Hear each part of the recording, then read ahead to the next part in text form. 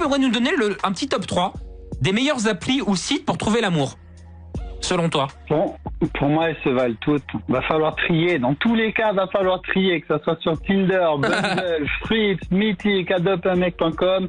Il va falloir faire du tri et être patient. C'est parce que c'est plus compliqué aujourd'hui, j'ai l'impression. Plus ça va, plus c'est compliqué de trouver l'amour. Quand il y avait une question. Oui, mais justement, est-ce que à l'heure actuelle, on a plus facile à trouver l'amour sur les applications de rencontre ou encore un petit peu comme quand on va en soirée un peu, j'ai envie de dire à l'époque, mais non, ça se fait encore qu'il y a un beaucoup. retour à l'ancienne. Ouais, ça se fait beaucoup encore en soirée, dans les cafés, etc. Ou les copains, Alors, les copains. il y a une étude récente qui montre que 50% des rencontres se font maintenant via les applications de rencontres. Ok, Ouais, quand c'est même. beaucoup. Et que ça commence à diminuer de plus en plus les rencontres en dehors. Et ce qu'il faut savoir, c'est que sur les applications de rencontres, 70% ce sont des hommes Ouais, ok. Ok. et 30% de femmes. Donc la guerre est Pourquoi grande. les filles osent moins s'inscrire sur des applications de rencontres?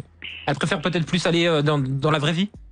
Elles ont plus de choix. Tu vas en soirée, tu peux te faire draguer. Dans la rue, tu peux te faire draguer. Au travail, tu peux te faire draguer quand tu es une femme. Un homme ne va Ouais. pas se faire draguer dans la rue. Après, c'est C'est pas très forcément une chance dans tous les cas, mais Ça, c'est vrai. Ça peut Quand être c'est un voulu. inconvénient.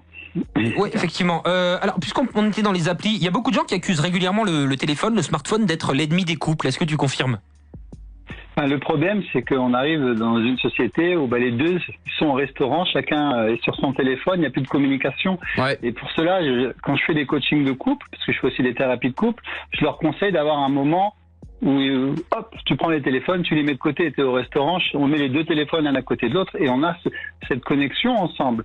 Il faut vivre avec son temps, on a les téléphones, il n'y a pas de souci, on prend en photo à la rigueur le repas et après, on met les téléphones de côté pour avoir ce moment de complicité, c'est très important. Mike. Dès 19h sur Énergie.